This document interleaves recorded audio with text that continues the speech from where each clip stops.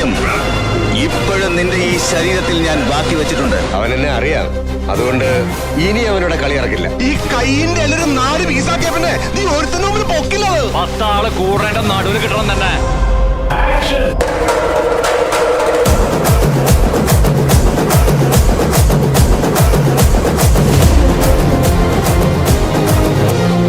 ഇവനെ സൂക്ഷിക്കണം.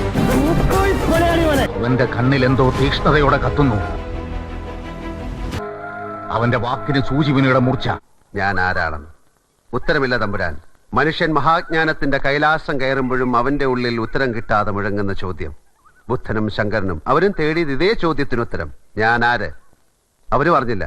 അതിനുത്തരം തേടാനുള്ള നിയോഗമാണ് തമ്പുരാൻ ഓരോ മനുഷ്യജന്മത്തിന്റെ. ചാത്തന്മാരുടെ മുഖപ്രസാദം നഷ്ടമായിരിക്കുന്നു. കാരണമറിയാത്തൊരു ഉത്കണ്ഠ എന്റെ മനസ്സിലും വളരുന്നു. പിഴയ്ക്കാത്ത ചുവടുകളുമായി അവൻ ഈ മണ്ണിലേക്ക് നടന്നെത്തിയത് അതൊരു വെറും യാത്രയല്ല. എന്തോ എവിടെയോ ഒരുങ്ങുന്നുണ്ട്.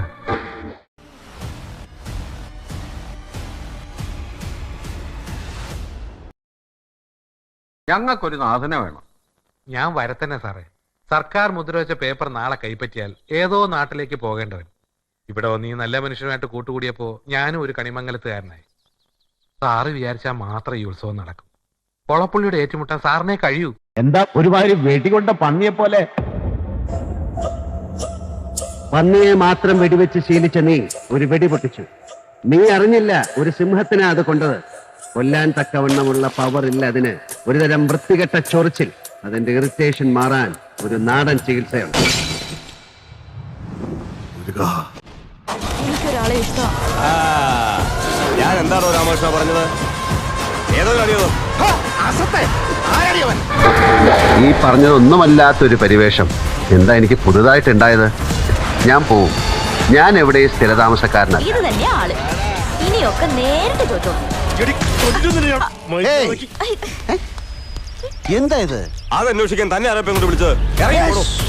താൻ മിണ്ടരുത്. താൻ മിണ്ടണമെങ്കിൽ ഞാൻ പറയാം. നോക്ക് ഇന്ദുചൂടാ, പഴയ കണക്ക് വല്ലതും തീർക്കാനുണ്ടെങ്കിൽ ആണുങ്ങളെ പോലെ നേർക്ക് നിന്നിട്ട് വേണം. എനിക്കാരോട് യുദ്ധം വയ്യ. ഇത് യുദ്ധമല്ല, ഒരുപാട് ജന്മങ്ങളുടെ ഒരുപാട് നാളത്തെ സങ്കടമാണ്. ഈ കരയിലെ ഓരോ മനുഷ്യനെയും ബാധിച്ച ശാപം മാറണേല് അനിയത്തിക്കാവിലെ ഉത്സവം നടക്കണം. അതൊക്കെ ഒരുതരം അന്ധവിശ്വാസങ്ങളാണ്. പൊരുതി ജയിക്കാൻ കഴിയാതെ വരുന്ന സന്ദർഭങ്ങളിൽ മനുഷ്യൻ കണ്ടെത്തുന്ന ന്യായീകരണങ്ങൾ. ദൈവം ഒരു കാവിലെ മാത്രം താമസക്കാരനല്ല, വിശ്വം മുഴുവൻ നിറഞ്ഞു നിൽക്കുന്ന ശക്തി സ്രോതസ്സാണ്.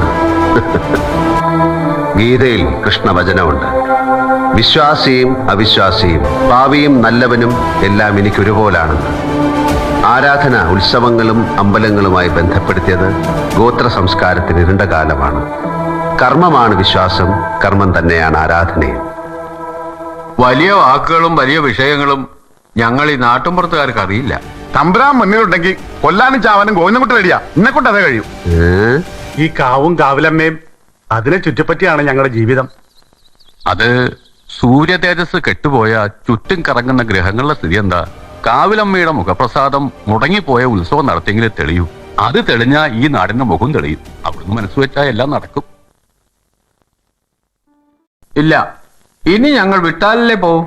ഞങ്ങൾ കാലി കെട്ടിപ്പിടിച്ച് കിടക്കും.